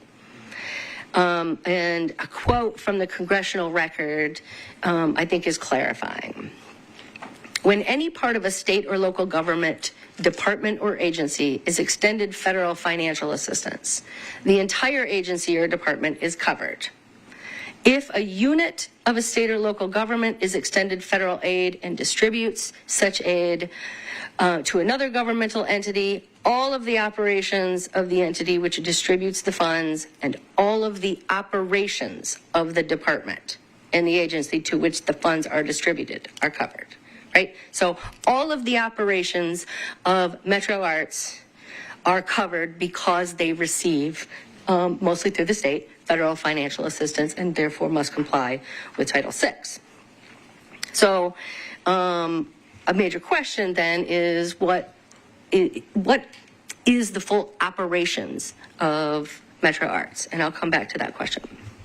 So, okay, all of that said, an entire state or local government generally is not considered a program or activity where funding goes to just one agency or a department within the entity. And where the funding doesn't come to the state or to the municipality itself, right? An entire state or local government may, however, be liable for Title VI violations if it is partially responsible for the discriminatory conduct or if it is contractually obligated to comply with Title VI. So, for example, a New York federal district court rejected that state's argument that sovereign immunity applied because the state was not a program or activity. The court there said, nothing in the legislative history of Title VI compels the conclusion that an entity must be a program or an activity to be a Title VI defendant. We therefore hold that the state of New York can be sued under Title VI as long as it, along with those of its agencies receiving federal assistance, is alleged to have been responsible for the Title VI violation. So what they're saying is even an entity that did not itself receive the federal funds may be liable if it is responsible for the Title VI violation. And this same reasoning has been applied in at least one other federal district court. Okay, so finally, when accepting federal financial assistance, state and local governments are usually required to comply with Title VI by a separate contract of assurance, right? They have to actually contract that they're going to comply with Title VI. But even absent a written contract, the state and local government obligates itself to comply with Title VI if the entire governmental unit accepts federal financial assistance. So it's my opinion that the Metro Legal Department may be properly named or held liable in a Title VI complaint under the following scenarios.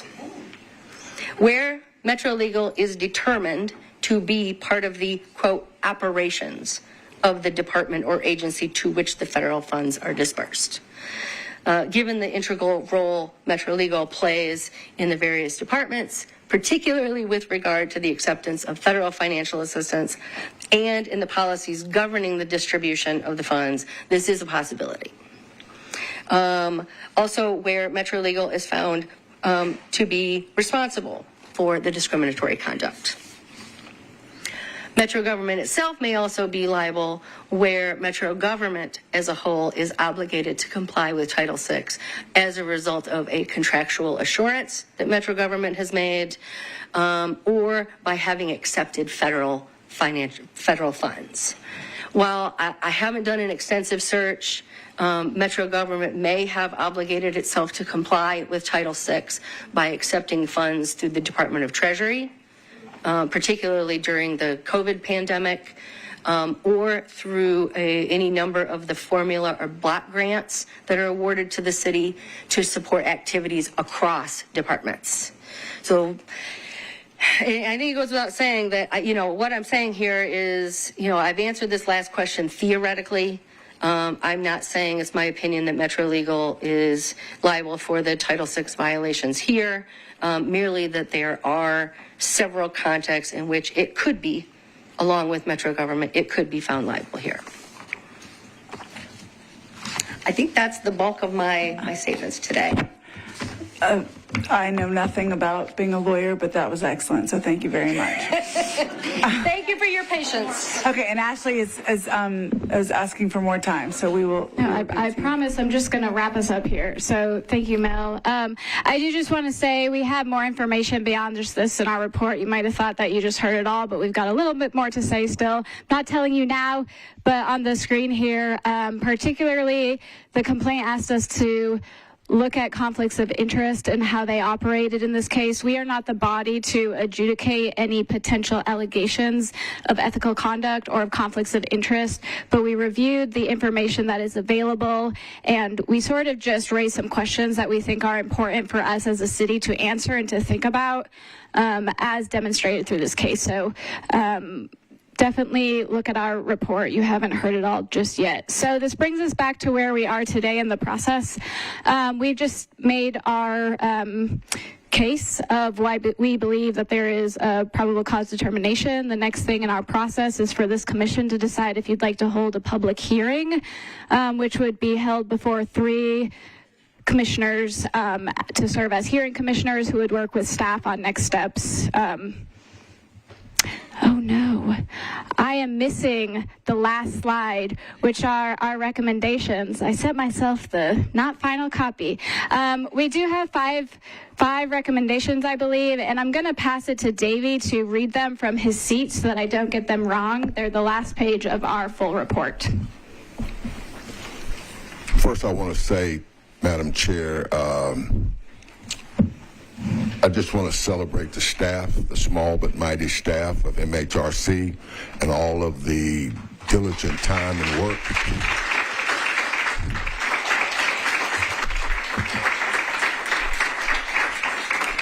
And that the length of this presentation was not performative, it was necessary. Because we'll be asking you to do something specific. So we had to walk you through what we knew that happened that resulted in Metro Legal making the claim that it was unconstitutional. So as you've heard, we totally disagree with that. So what our recommendations are to you are also found on the last page of the report. And I am required by our rules to either find a finding of probable cause or not. So as the executive director of the Metro Human Relations Commission, I emphatically, indubitably, without reservation, find probable cause that there's been discriminatory action here. And as based on what is presented to you, and we're asking that you would move to hold a public hearing. We also have 3 other requests that are part of what we think would be a fair and just resolution of this issue. That one is that you schedule a public hearing, then that the Title VI complainants be awarded the initial grant amounts as voted on in July 2023. 3, that a funding model be established by the Arts Commission and approved by the Metro Council to assure that future allocations of taxpayer funds will be distributed equitably. 4, that Metro Legal produce a detailed procedure guide to be distributed to all boards and commissions, detailing the authority and the various roles that Metro Legal occupies in the operation of the city and boards and commissions. In addition, a special emphasis should be placed on conflicts and potential conflicts and their resolutions that arise between legal and those boards and commissions. So as we submit this report to you, again, I'm grateful for the staff and all those who have worked to bring this to fruition, and we give it to you, Madam Chair. Okay, I want to definitely second that sentiment of the immense work that the staff has done. This would require, I feel like, a body of 10 to 20 people to do, and it is a tiny team and was delivered pristinely. So on both the legal and the investigative side. So I really appreciate this was bootstrapping like we've never seen before, and it was done like you've been doing this for 40 years with a big team. So I appreciate that. At least that was how it landed. I also want to thank the commission. I know a lot of people have pulled up their sleeves on this, and I appreciate the heft and the intellect that you all bring to this commission when we take on really difficult projects like this. So I hear that there's been some recommendations. I also want to give the floor for any questions or comments from the commissioners. I am open to the public hearing recommendation, and would be happy to hear a motion on that, but I want to open it up and see if there's anything else that anybody wants to ask or speak about before we at least adopt that recommendation. I think that's the one where we can actually act upon, if I'm not correct. The rest are kind of in the seat of others, in the hands of others. I just wanted to thank the staff as well for the phenomenal job. I just wanted to speak to that. That was excellent and well laid out so that we can understand it. So thank you. So I guess my question is a couple of questions. First, what is the appropriate action for the commission to take at this time? I can't hear. Can you just yell into your microphone? Yeah, you need to pull it closer I'm to sorry. you. Yeah, back there. Yeah. Can you hear back there? No, No? pull it on to you. Okay. Can you hear now? Pull it Louder. to you, too, yeah. Okay. So my couple questions. First, let me say this, going back. 2 years ago when Commissioner Tucker, or Executive Director Tucker was Commissioner Tucker and chair of our commission, we held 4 public hearings, one of which concerned equity lens. And I think we didn't know what that was at the time. I think we know what it is now. And I think we are now in the process of trying to operationalize how one can go about implementing equity lens concepts in metro government. And needless to say, it's not a pretty process. It's a difficult process, and I appreciate the work that the staff has done on presenting this. In terms of going forward here, I guess I have a couple questions. First, what action is appropriate on the commission's part at this point in time, given that the executive director has submitted his recommendation that based on the report there is probable cause to believe that discriminatory actions have been taken? And I guess my sense would be that the commission would accept the report. Secondly, I don't know exactly how we would go about, or what we go about, or how the commission goes about conducting a public hearing on this. And perhaps we can have some discussion about that. Well, I forgot to add to this, tied all through the ordinance is the idea of conciliation, of where we're constantly trying to settle this. So one of the reasons that I hope that you all will approve a public hearing, that between now and the public hearing, this could be resolved in a manner, one, that would be satisfactory to the complainants. The rules and regulations outlines the manner in which a public hearing would take place, and if it's voted on and approved, staff, we would prepare all of the up to that, and we would also ask Metro Legal.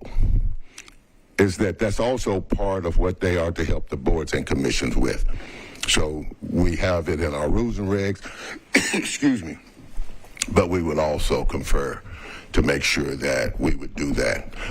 But we have met, I have met 3 different times with Director Dietz to talk about ways in which that this would be resolved.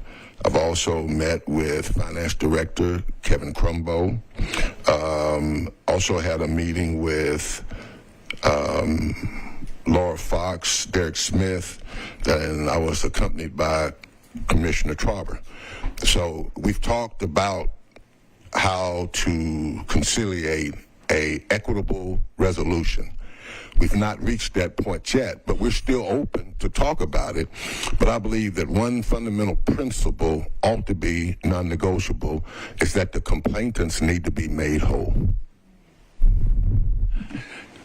So just following up on that, and just to clarify, what power does the commission have arising from a public hearing? And I ask this question in the context of making clear for those who are attending, sort of what our powers are and what our limitations are. Well, you have the ability to make recommendations yourself. But far as the enforcement mechanism, that would have to be done in a court of law.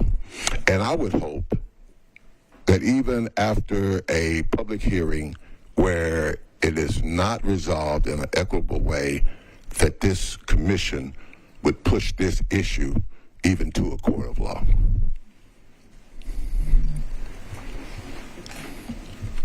Could I take a moment to speak perhaps to this question? I will also say that the grants involved here, the Title VI assurances that are signed, in my experience, and I haven't looked at these underlying grants here, but I was actually the director of the Metro Human Relations Commission in the past, and it was my experience that the grants for financial assistance through the federal government and through the state had Title VI assurances on them that identified this body as the entity with the ability to resolve Title VI complaints locally here. As part of the Title VI compliance requirements from the federal government. Okay, and I appreciate that, but what does that mean in terms of what this commission can actually do? Well, have the hearing, yes. Address, the contents of the report, the probable cause finding, and things on. But I think it's important that we all understand what it is we can do under both Title VI, under our authorizing documents. Well, at the end of the day, which is a much harder process after this, is that if the federal government agreed with us that there's been a violation of Title VI, those funds are in jeopardy. But that would be a government function that would be able to agree with that to affect that punishment against the city. And all of this is not what we're trying to do. What we're trying to do is to change a system that has been operating in a historic discriminatory fashion. And we're saying to this body that we want to run that gamut all the way out to try to affect that change. Linda. Thank you, Executive Director. And in that vein, I would like to, I don't know if this is appropriate to offer a friendly amendment, but because of what you've said on points, your recommendations 3 and 4, where you talk about the funding model that to be established by the Arts Commission, I would like to make sure that that is reviewed by the Human Relations Commission. Because what we're talking about is people who have historically violated the trust of BIPOC people and other marginalized communities. So I'm not sure I trust the Arts Commission by itself to develop. It just seems very loose that they ensure the allocations are distributed equitably, and I think there needs to be something in there that somebody, and I think it may be us, to review that to make sure that they have something written and something in place that shows how that equitability is going to happen. So that would be on point 3. So I would say established by the Arts Commission and reviewed by Metro Human Relations Commission and then approved by Metro Council. That's if we can do that. And with regard to legal, same thing. I don't know how legal got caught up in taking sides where they were supposed to be more balanced on what they did. But from what the report, and the report was excellent, from what I read in the report, Metro Legal misstepped. They took a side. And so because they took a side and they took a side toward white supremacy, I think that we need to say that not just Metro Legal produce a detailed procedural guide, but somehow, again, that there is some sort of intervention on our part so that we make sure that what we mean by equity and what they mean by equity aligns.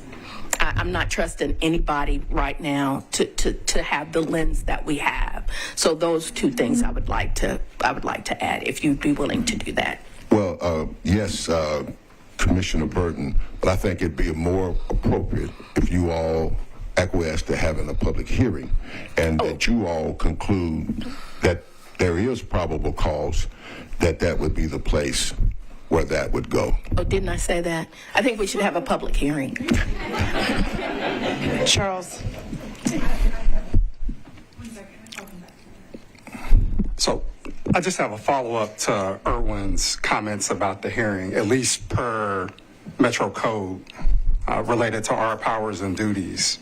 And reading directly from Metro Code, it says we have the power and duty to seek information from persons, agencies, and businesses, and hold hearings regarding complaints related to civil and human rights in the General Services District. At the Commission's discretion, testimony may be taken under oath.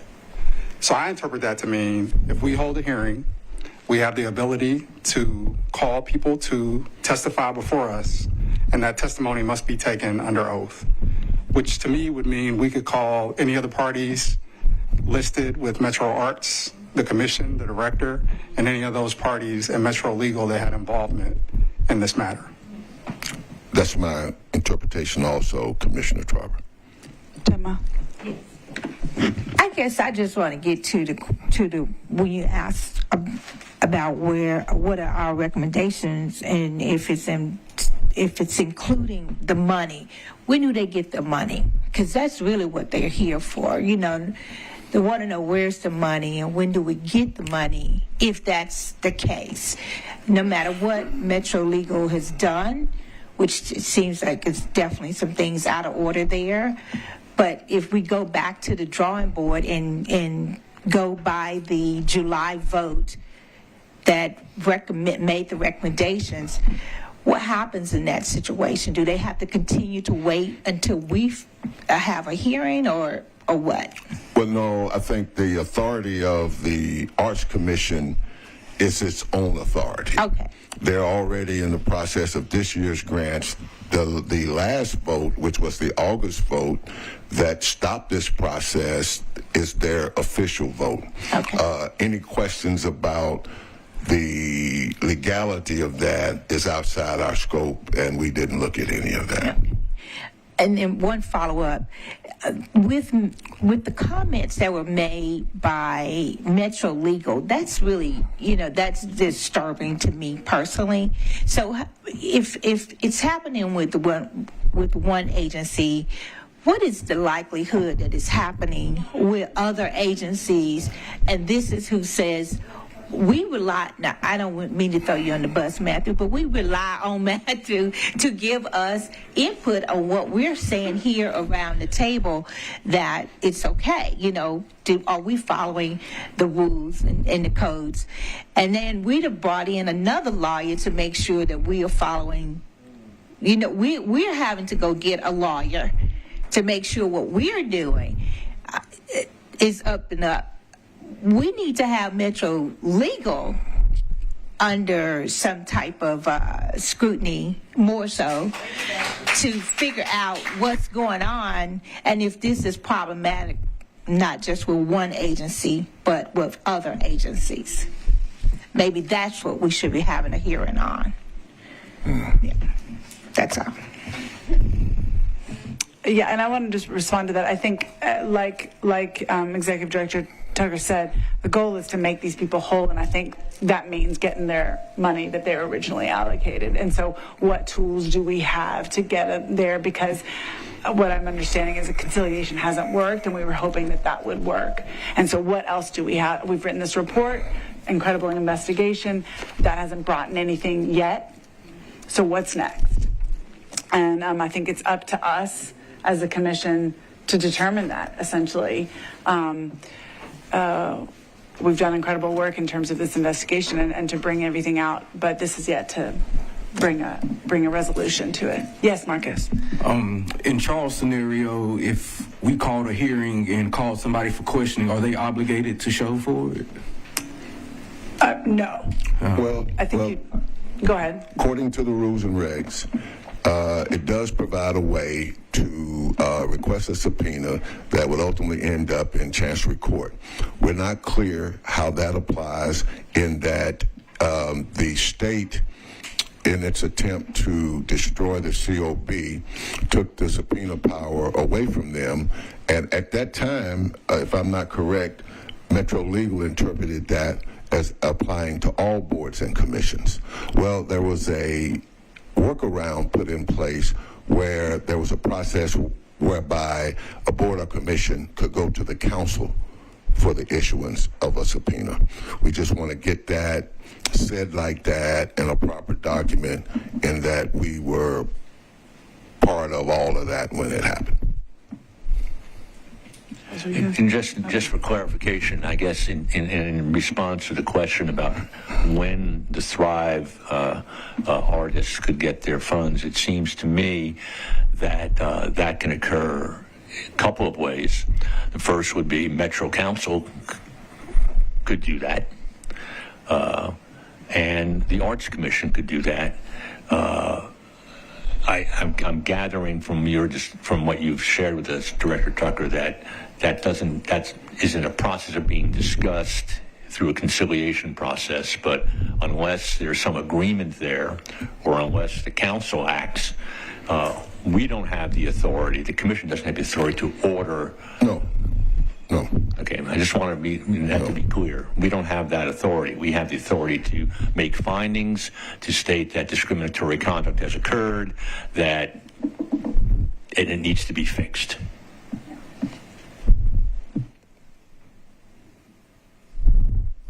All right. On that, now that we have all the information on what a hearing entails and what it can and cannot do, I think that we have to, I believe I can name the people. Well, you're required to name the 3 people who will sit on this hearing panel, and you also are required to appoint one of them as the chairperson.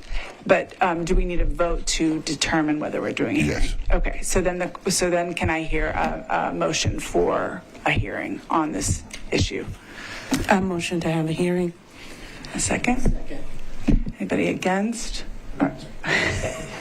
Thank you. Abstain? Okay, then we're going to have a hearing. Well, I would do a count vote. Okay. I would do a count vote. We can roll call this. Do you want to, yeah. Commissioner Woods? Aye. Commissioner Parker? Aye. Commissioner T? Aye. Commissioner Bennett? Aye.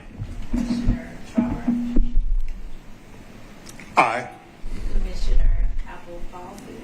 Aye. Commissioner Trump? Aye. Commissioner Galvin? Aye. Commissioner Wynn? Aye. Commissioner Burton? Aye. Commissioner Stringer-Holmes? Aye. Commissioner Safi? Aye. And Commissioner Kosar? Aye. All right. Do I need to set who's on this committee right now? Well, I mean, I don't think that's necessary, but you have to finish carrying the motion all the way out. Oh, okay, yeah, okay. So that is 13 ayes, yeah, no noes. This motion moved forward. We will be holding a hearing on this issue of the Arts Commission complaint. Thank you, everyone. Thank you for this work. Thank you for everyone that has stayed this long. There are other recommendations on there. They're not in our power. And yes. Chair, I'd like to have a moment of privilege, if I could. Take it. Throughout this whole process, it's been made more difficult than it should be. So much so that I just want to make a statement on my own behalf. All the way through this process, it has continued to intensify to the point that I was notified on Thursday night after 8 p.m. that I was the subject of an investigation against 3 Metro Arts employees for assault, intimidation, and coercion. Part of that notice was that, according to civil service rules, I was to remain silent, don't speak to anybody, and don't discuss this. I trust the commission more than I trust the people that are operating right now. So I've already retained counsel. I will defend my personal reputation and dignity aggressively, up to and including anyone who's been libelous toward me will have to stand for that. Metro Legal has weaponized employees at Metro Arts. Wally Dietz said in 2 public forums like this, he has given his own words, quote unquote, whistleblower protection to certain individuals. I have it on good measure that the individuals who have lodged these charges against me are part of the same ones who are part of the investigation going on at Arts, who have been given whistleblower protections. Because, see, to me, it's not a finding of whether or not I'm guilty or not. Even if the decision would be turned unfounded or unable to be substantiated, there would be a file somewhere that my name has been attached with an allegation of doing something as egregious in public. That is untenable to me. So I'm telling you, as my employer, the one who, according to the statute, hires, fires, and does whatever with me, I cannot, in my own self-protection, participate in this process with them. So I don't have money. You know what you pay me. That should have been a point of levity, but maybe not. But I've had to spend my money to retain counsel that I feel comfortable that my rights will not be violated in this. And it's so unfortunate. But as I've said to you before, Matthew Desmond says, complexity is the refuge of the powerful. This was simple. You've been historically denying people of color and others, access to federal taxpayers' money. And the minute you get called on it, you create this idea that it's unconstitutional, and you don't even put any effort into your analysis. And all along the way, in attempts to work this thing out, in a public meeting, someone has the audacity to say, and they get protected. But I'm not protected. I'm saying this out loud as an intentional non-participation in Metro's HR and their investigation into such an egregious accusation. The only resolution tenable for me is a complete withdrawal and dismissal of those claims. If not, I will use everything available to me. But then I'm reminded, too, about this work. Maybe this is what John Lewis was talking about, that this is what's good trouble. I'm telling you because I trust you more than I trust them. Thank you.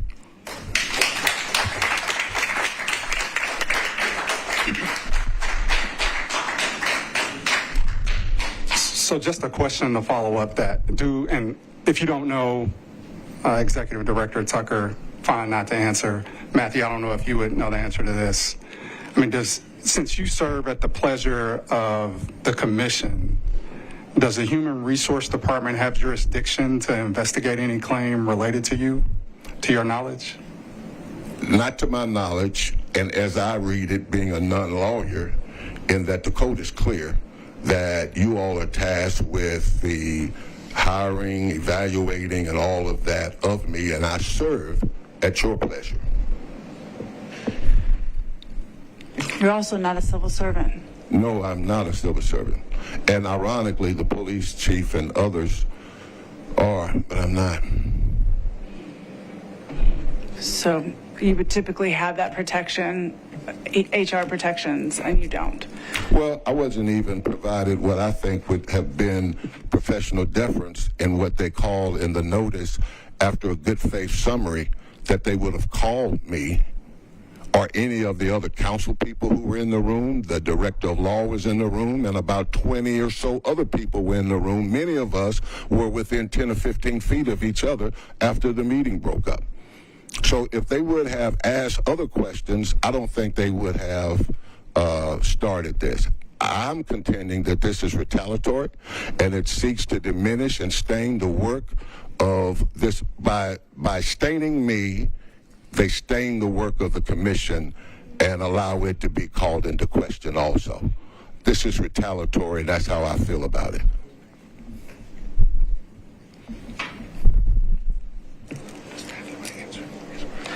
Matthew, did you want to respond? I think I have a conflict of interest related to these matters, so I'm just going to withhold comment about it. All right. I feel like there's so much to be said, and so much has already been said, and I think it's all been laid out pretty plainly. I will say we were given a mission many, many years ago around the same time that the Civil Rights Act came out. And the only word I keep remembering about that is dignity. It's a long mission. And some of us, when we said yes to this commission, maybe didn't even know that. But everyone has stepped into that. And that's all fine and dandy when everyone's agreeing with each other. And it gets real, it tests the integrity of each individual commissioner and the commission as a whole when things aren't going along just fine and dandy. And this commission has been involved in several complaints. And honestly, we have not found a great resolution culturally, systemically, on these issues. We might have addressed them here and there, but we just really haven't cracked this nut in Metro. So we're still here, and we're going to do what's right. And I think we're all pretty committed to that. So that's what you can count on us for. So on that, I think we can, I don't know if we want to do the rest of this agenda today. It's very late. It can all Great. last a while, because we really wanted to make sure that we could really unfold this in a way that it made sense to everybody. And I think that did. The way that you told the story, there were a lot of questions we still had. And yes, Erwin. Well, before we leave, I just wanted to express my concern, not on anything here, but there was a recent news report that council member at large Zwara bank account at Regions Bank had been closed without explanation, and that causes me great concern. It's not something that we can do, I don't think, but I just think it's something that we need to be aware of and express our concerns about it. Appreciate that. Okay. Okay, then I'm going to, yes, Ben. I move to adjourn. Thank you. Any seconds? Second. Okay, if there's no abstentions and against, then the motion to adjourn passes. Thank you.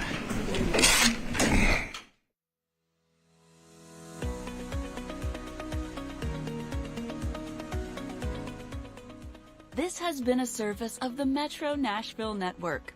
If you would like to see this presentation again, or for more information on this and other programs, visit nashville.gov.